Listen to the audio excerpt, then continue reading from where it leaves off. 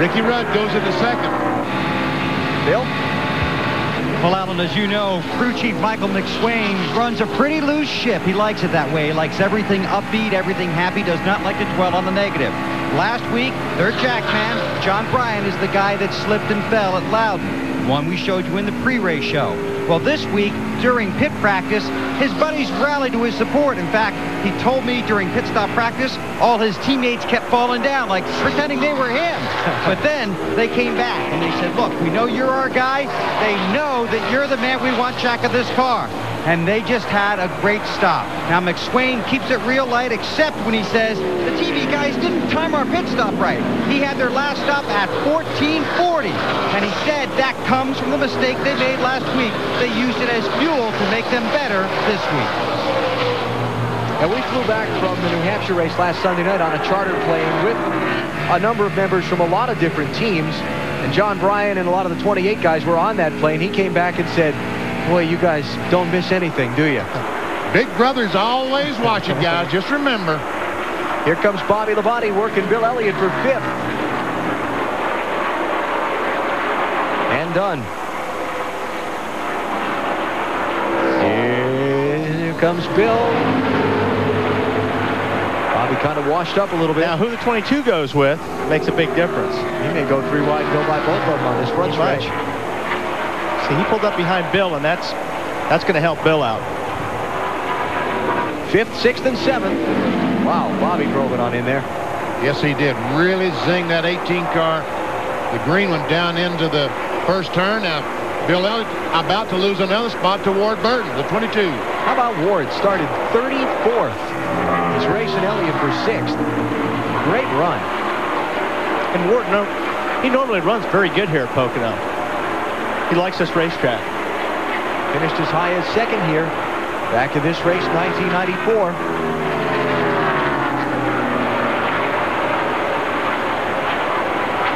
And we transition ahead from this race for 5th to the race for 2nd, 3rd, and 4th.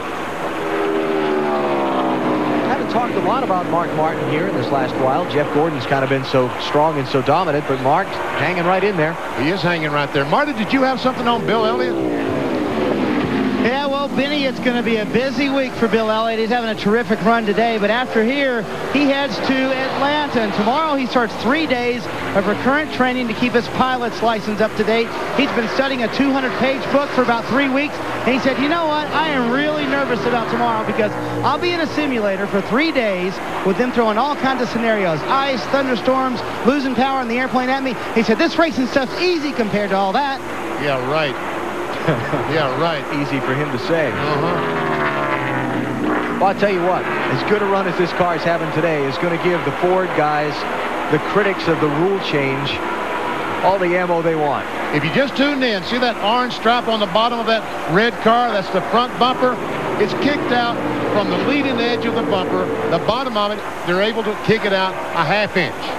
Beginning next week at the Brickyard 400, 2½ inches. Is going to be, is it 2 or 2½ inches? 2 inches. 2 inches. 2 inches. An inch and a half more, we're able to kick the bottom of that thing out. Which should help him turn the cars. It's going to give him more downforce on the nose, more grip on the front tires, and that's what they've been lacking. Elliott has fallen back to 7th place now, so it's not like he's running away and winning the race by any means. Jeff Gordon has moved out to a 4.6-second lead on Ricky Rudd as we approach halfway in the Pennsylvania 500 by Pep Boys.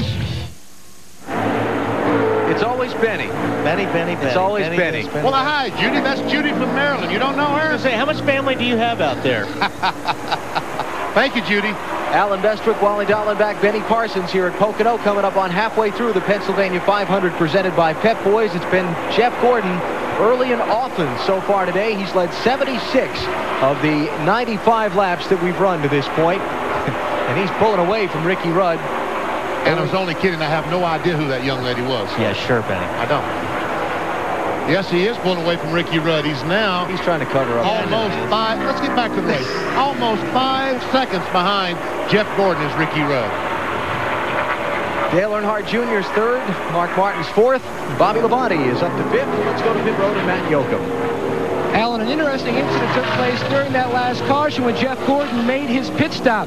The crew members here in the Gordon pit borrowed a home video camera from a race fan standing at the back of the pit. Todd Matzik from Warrenton, Pennsylvania loaned them his high 8 camera. They used to shoot through the window and look at the dash just to see how bad that fuel pressure gauge was leaking. And let's talk with Robbie Loomis. Robbie, you used the home video camera to look at the dash. How is that fuel pressure gauge now? Jeff said it was slightly leaking under caution. Right now, everything's stabilized. You know, we just got to say our prayers. DuPont Chevrolet's running great. The DuPont Victory is doing a great job of kind of looking at something down. And let's go back up pit road to Bill Weber. Bill? And we've moved to the garage with Todd Bodine. Obviously, you're our pole sitter, but you're back here. What happened? Something in the transmission broke. I believe it's something in 4th gear. Going from 3rd to 4th. Running 4th there, something broke. And from there out, I heard the pieces rattling around in there, and I told Larry, I said, it's only a matter of time before it gives up. It's a shame. We had a good car. We were backing up there because the transmission actually was slowing the car down. But it's a shame the Blue Light Special was pretty decent. We didn't know what kind of car we had after happy hour. We made some more guesses and hit it pretty close. But I tell you, whenever our luck changes, we're going to be pretty tough.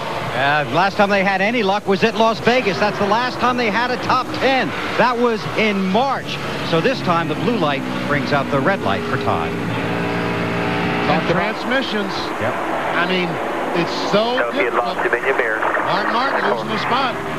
4th place for Bobby Labonte. He's right behind Dale Jr., the 3rd place runner.